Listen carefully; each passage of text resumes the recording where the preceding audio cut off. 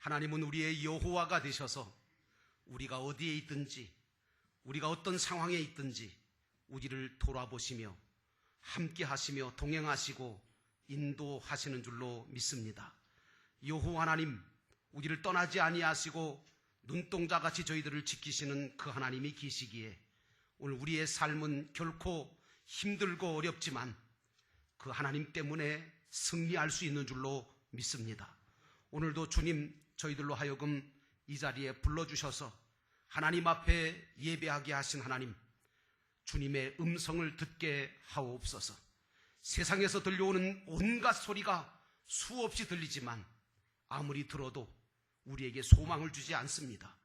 오히려 절망을 주고 두려움을 주고 근심과 염려 속에 빠뜨립니다. 그러나 하나님의 입에서 나오는 말씀은 우리를 살리시는 말씀인 줄로 믿습니다. 우리를 치유하시고 회복시키시는 전능하신 하나님의 말씀이 오늘 이 자리에 임하게 하셔서 말씀으로 인하여 소성케 하시고 말씀으로 인하여 새롭게 하시며 하나님의 영광을 드러내는 우리의 삶이 되게 역사하여 주옵소서. 성령이 인도하실 것을 믿고 예수님의 이름으로 간절히 기도하옵나이다. 아멘. 따라합시다. 오직 예수님. 입술에 파수꾼을 세웁시다. 아멘.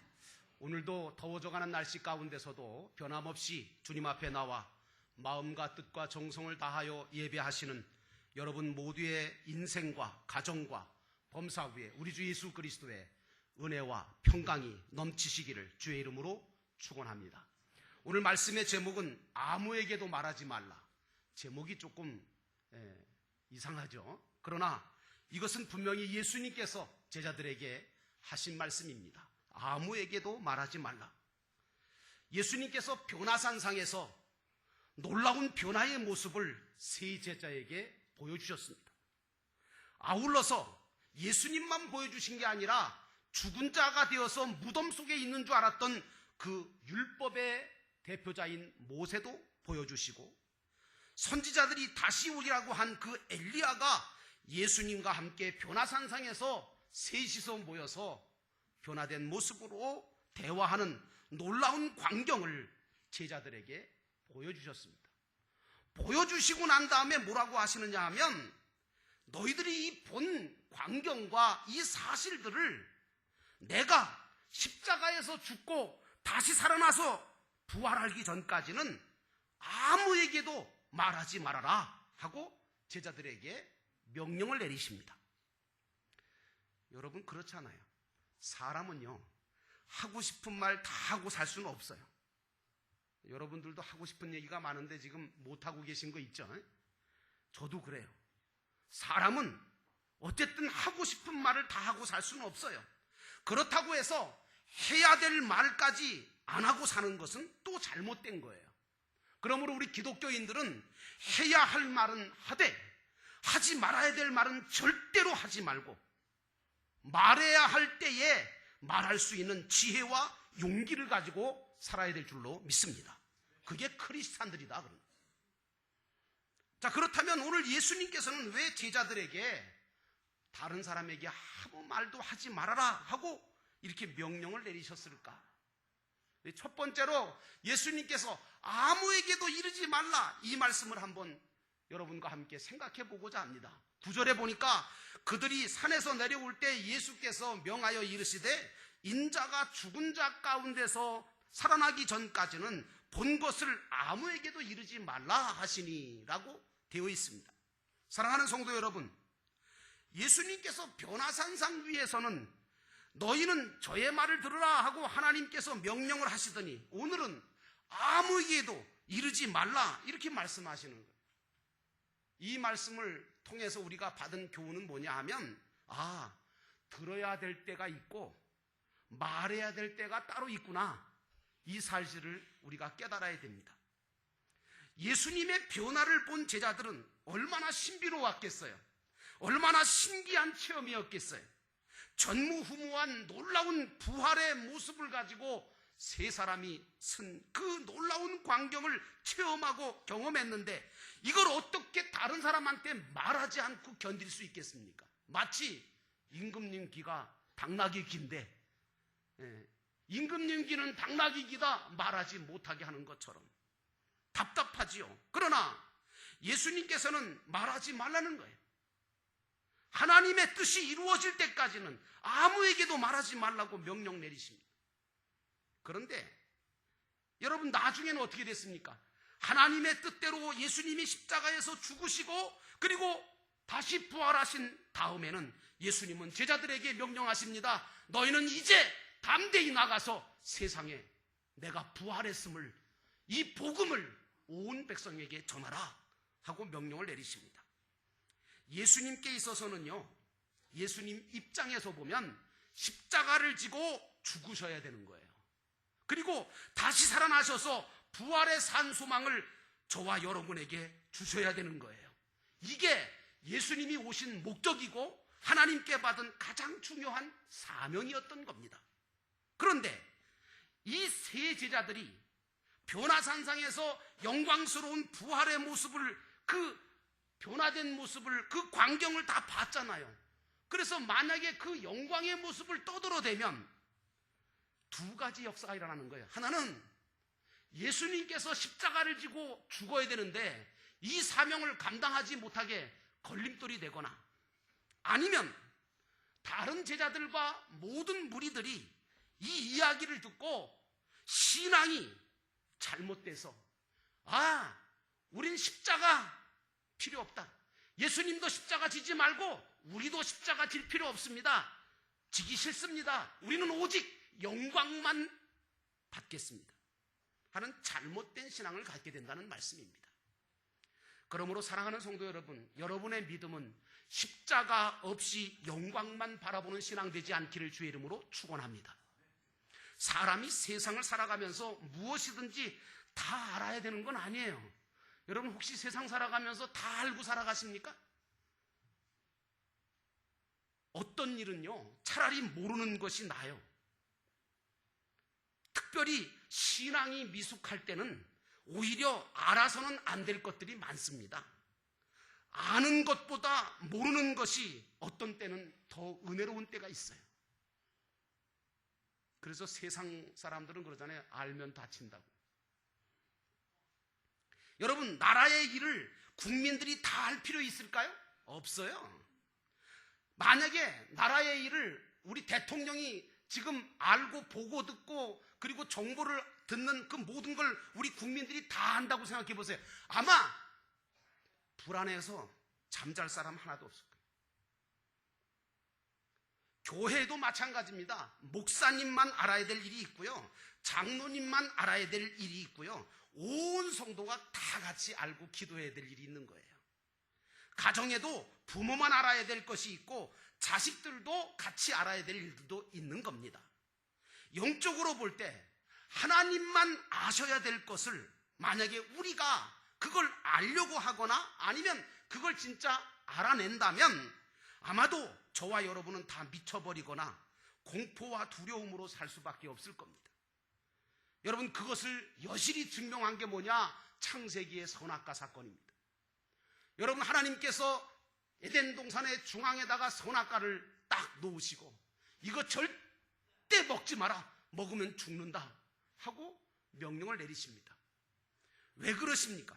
그것은 바로 하나님만 아셔야 하고 하나님께서만 하실 수 있는 선악의 분별에 대한 것이거든요. 그래서 선악과는 하나님만 아셔야 될 것인데 이걸 인간들이 뱀의 유혹에 넘어가서 보암직도 하고 먹음직도 하고 그거 먹으면 하나님과 동등한 위치에 서서 선악을 알게 되는 지혜를 얻게 될까봐 하나님과 동등되게 하려고 교만한 마음을 가지고 선악과를 따먹고 죄짓고 결국은 사망이 인간에게 찾아온 게 선악과 사건 아닙니까?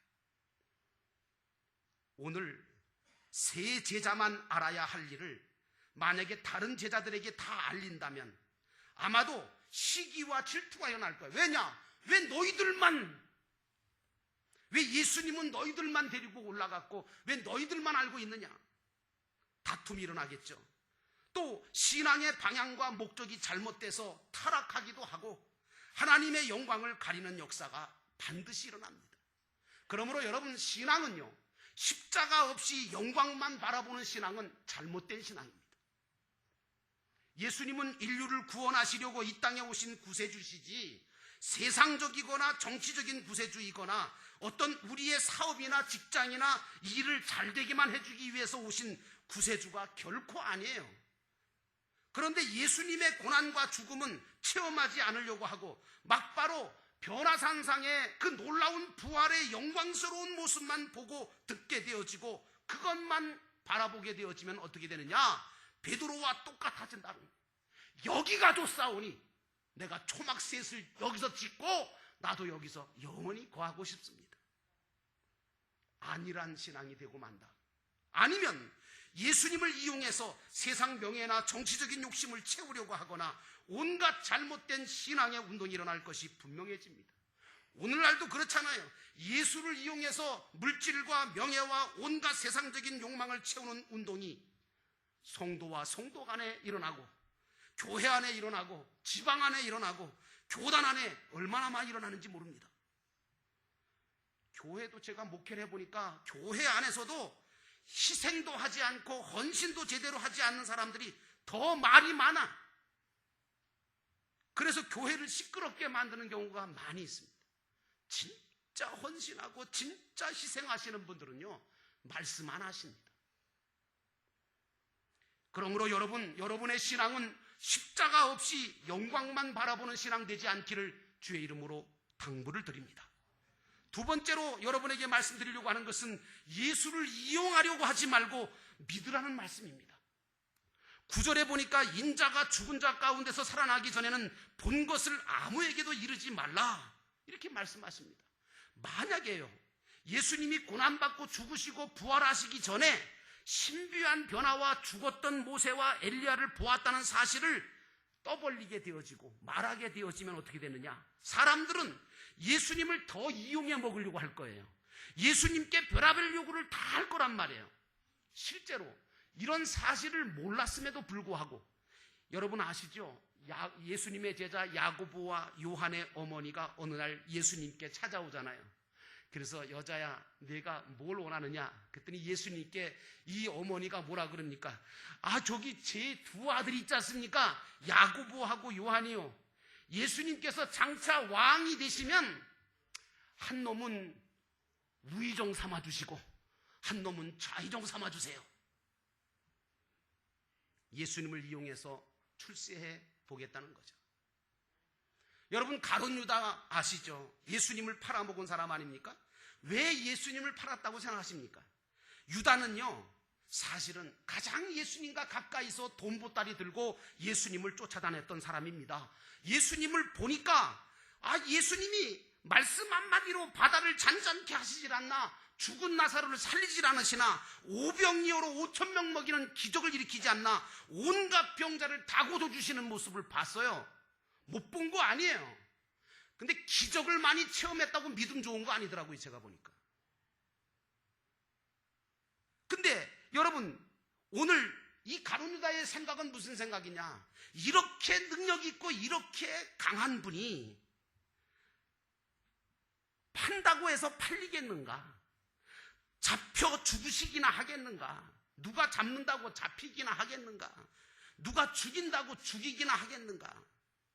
그러니까 예수를 팔아서, 어차피 예수님이 내 생각하고 달라. 나는 세상적인 물질에 욕심이 있고 세상적인 것들을 예수님을 이용해서 얻으려고 하는데, 예수님은 자꾸 딴 걸 생각하고 하늘나라를 얘기하고 천국을 얘기하니 에휴 실망스러워서, 그러면서 예수를 이제 팔아서, 어차피 그 양반은 판다고 팔리는 양반도 아니고 죽인다고 죽일 양반도 아니니까 예수나 팔아서 돈이나 벌자. 마귀가 그 마음 속에 들어가서 물질의 유혹을 가지고 예수님을 팔아먹게 만든 거 아닙니까? 그러므로 사랑하는 성도 여러분, 나는 여러분들이 주님이 베푸신 은혜를 헛되이 받지 않기를 주의 이름으로 축원합니다. 이처럼 예수님을 잘못 알게 되면 예수님을 이용해서 돈이나 챙기고 자기 이득을 얻으려고 하고, 심지어는 예수를 이용해서 세상 정권을 뒤엎고 한 자리 차지하고 한몫 챙기려고 드는 사람이 그때만 있었는가? 아니에요. 지금도 있어요. 얼마나 많은데요. 오늘날 우리 속에도 자신의 유익과 육체적인 욕망과 세상적인 것을 얻으려고 예수 믿는 잘못된 믿음이 자리 잡고 있거든요. 우리가 예수를 믿고 따르는 것은 결코 세상적인 것만을 위해서 믿고 따르는 종교적인 신앙이 되면 안 됩니다. 저와 여러분은 기독교인이 돼야지 종교인 되면 안 됩니다. 예수님은 바로 하나님이십니다. 그러므로 하나님이신 예수님을 믿는 우리들은 종교적인 신앙이 아니라 기독교의 정통신앙을 가지고 예수를 믿어야 될 줄로 믿습니다. 예수님은 우리의 육체적인 욕심이나 세상적인 만족을 이루어 주시려고 오신 분 아니에요. 예수님은 죄 많은 저와 여러분을 사랑하셔서 이 땅에 오셔서 십자가를 지시고 죄를 용서해 주시려고 오셨고, 저와 여러분들을 거룩한 하나님의 자녀로 만들어 주시려고 오셨고, 그리고 저와 여러분을 하늘나라 영원한 복된 자로 만들어 주시려고 오신 줄로 믿습니다. 그러므로 사랑하는 성도 여러분, 나는 여러분들이 주님이 베푸신 은혜를 헛되이 받지 않는 성도가 되시기를 주의 이름으로 축원합니다. 마지막으로 고난을 믿음으로 받으라는 말씀입니다. 12절에 보니까 내가 너희에게 말하노니 엘리야가 이미 왔으되 사람들이 알지를 못하고 임의로 대우하였도다. 인자도 그와 같이 그들에게 고난을 받으리라, 이렇게 말씀하셨습니다. 여러분, 기독교의 신앙은요, 고난 없이, 십자가 없이 부활도 영광도 축복도 없는, 그게 기독교 신앙입니다. 성경 속의 모든 위대한 믿음의 승리자들을 보십시오. 그 인생 자체가 고난의 연속이었습니다. 그러므로 고난이 많아서 지금 힘들어하시는 사랑하는 성도 여러분이 계시다면 그 고난을 통해서 하나님이 나를 높이시고 축복하실 거라는 믿음을 가지시기를 축원합니다. 예수님도 자신이 고난을 받고 죽으실 것을 말씀하셨어요. 하나님은 고난을 통해서 나를 만들어 가시고 나를 다듬어 가시고 나를 구원의 완성자로 만들어 주시는 줄로 믿습니다. 따라하십시다. 고난은 축복입니다. 믿으시면 아멘. 이 믿음을 가지셔야 됩니다. 고난은 축복입니다. 이 간증, 이 고백이 여러분에게 있으시기를 축원합니다. 제자들은 말라기 선지자를 통해서 엘리야 예언자를 먼저 와야 하리라고 했는데 왜 엘리야가 오지를 않고 있느냐, 그러니 메시아도 오지 않은 거 아니냐 하는 이 서기관들의 말을 듣고 이게 어떻게 된 겁니까? 하고 예수님에게 물었어요. 그러니까 이 질문에 대해서 예수님께서 뭐라고 하느냐면 엘리야가 이미 왔다는 거예요. 왔는데 다만 사람들이 그 엘리야를 알아보지 못해서 그를 함부로 대우했다 말씀하시면서 인자도 이와 같이 그들에게 고난을 받으리라, 이렇게 말씀하십니다. 여러분, 우리 믿음의 삶은 주님을 위해 고난받는 삶이 되어야 될 줄로 믿습니다. 그게요, 불행이 아니고요, 그게 복된 겁니다. 마태복음 11장 14절에 예수님은 이렇게 말씀하세요. 만일 너희가 그 예언을 즐거이 받을진대 오리라 한 엘리야가 곧 이 사람이니라. 귀 있는 자는 들을지어다, 이렇게 말씀하시면서 오기로 한 엘리야가 바로 세례 요한이다, 이것을 밝혀주셨습니다. 여러분, 구약의 엘리야 선지자가 무슨 일을 했는지 아십니까? 이스라엘 백성들이 하나님을 떠났잖아요. 그리고 죄를 짓고 바알과 아세라 우상에 빠져버렸잖아요. 그럴 때에 이사야 선지자가 나타나서 하나님께로부터 멀어졌던 이스라엘 백성들의 마음을 하나님 아버지께 돌이키려고 하나님의 말씀을 호소하면서 너희들이 어째서 하나님 아버지를 떠났느냐, 하나님을 왜 버렸느냐, 그리고 우상을 왜 섬기느냐 하면서 백성들의 마음을 하나님께로 돌리려고 애썼던 게 바로 엘리야 선지자였습니다. 신약의 엘리야로 오신 세례 요한은 예수님보다 6개월 먼저 와서 광야에서 뭐라고 외쳤습니까? 회개하라, 천국이 가까웠느니라 외치면서 예수님이 장차 오실 것이고 그분이 오셔서 심판하실 것이다 라고 하면서 예수님의 메시아에 대해서 증거했지 않습니까? 오늘 목회자는 현대의 엘리야입니다. 천국을 예비하고 다시 오실 예수님을 맞이하게 준비하게 만드는 그것이 바로 오늘날 목회자가 해야 될 사명이라고 저는 믿습니다. 그러므로 사랑하는 성도 여러분, 나는 여러분들이 주님을 위해 고난받기를 결코 두려워하지 않기를 주의 이름으로 축원합니다. 왜? 고난은 축복이니까. 기독교의 구원은 십자가의 희생 없이 결코 이룰 수 없는 구원이 분명합니다. 부활은 죽지 않고 어떻게 부활이 됩니까? 죽어야 부활되거든요. 그래서 예수님은 뭐라고 말씀하시면 누구든지 나를 따라오려거든 자기를 부인하고 자기 십자가를 지고 나를 쫓을 것이다, 이렇게 말씀하셨어요. 오늘 저와 여러분은 세상 죄에 빠져있는 마음을 세상에 빼앗기거나 주님과 등지고 멀어져 있던 생활에서 이제는 회개하고 돌아서서 주님을 더 믿고 가까이 하고 따르고 주님이 지신 십자가를 나도 지고 주님과 동행하는 삶을 살겠다는 새로운 각오가 여러분에게 있기를 주의 이름으로 축원합니다.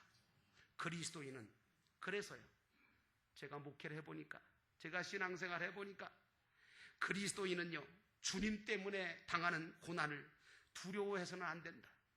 오히려 주님 때문에 당하는 고난을 기뻐할 줄 알아야 된다. 여러분, 세상의 일도 그렇잖아요. 자기 자신을 희생해야 되고 어려움을 극복해야만 세상의 것도 얻어지지 않습니까? 그런데 하물며 하늘의 것, 영원한 것, 신령한 것을 얻고자 하는 우리가 고난 없이 십자가 없이 그것을 얻겠다? 잘못된 생각입니다. 그런데 분명한 것은, 여러분, 분명한 것은 오늘 우리가 내가 주님을 위해서 살고자 하면, 또 주님을 위해 죽고자 하면 주님은 결코 우리를 버리지 않으신다는 사실입니다. 여러분, 우리가 주님을 위해 살고자 하고 주님을 위해 죽고자 하면 주님은 우리를 버리지 않으실 뿐만 아니라 우리를 영원히 기억하시고 은혜와 복을 주시며 영원한 하늘의 것으로 우리에게 축복하시는 줄로 믿습니다. 사랑하는 성도 여러분, 그러므로 주님을 위해 고난받는 자가 되시기를 주의 이름으로 축원합니다. 그것이 가장 복된 인생이 되는 길이고 가장 가치 있고 보람된 인생을 사는 비결이라고 하는 사실을 기억하면서 쓸데없이 세상에 썩어질 것과 없어질 것들을 목적하여 그것에다가 여러분의 모든 것들을 쏟지 말고 주님을 위해 고난받기를 자처하며 주님을 따라가는 가운데 주님 주시는 은혜와 축복을 받는 믿음의 성도들이 다 되시기를 주의 이름으로 축원합니다. 기도하겠습니다. 우리 조용하게 묵상하며 기도합니다. 말씀 받으신 것을 책임지라며 주님, 오늘 주님께서 우리에게 주신 이 말씀을 우리가 마음속에 새깁니다. 주님, 우리가 해야 할 말과 하지 말아야 될 말들을 구별할 줄 알게 하시고 해야 할 때에 할 수 있는 용기도 지혜도 갖게 하옵소서. 십자가 없이 영광만 바라보는 어리석은 기복적인 신앙 같지 않게 하시고 예수를 이용하려고 하는 어리석은 자가 되지 말게 하시고 오직 주님과 따라서 고난을 받으며 주님과 함께 믿음으로 살게 하옵소서. 잠깐 동안 우리 묵상하며 기도합니다.